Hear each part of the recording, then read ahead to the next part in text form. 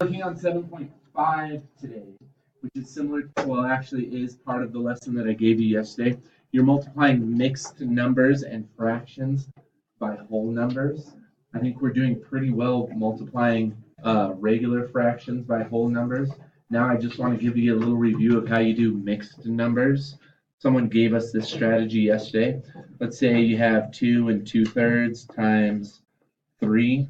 The idea is that you break this into place value, right? This is basically partial products, right? You're breaking it into place value. And you could say 2 times 3 is 6. Oops.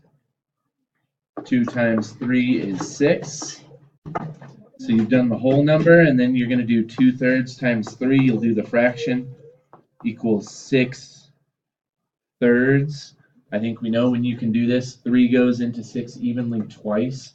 So what it turns out to be is 2, exactly. So what I have left here is 6 plus 2 equals 8 total. Thumbs up, thumbs sideways, thumbs down. How are we feeling about breaking this into place values, whole numbers, and fractions, and doing the multiplication?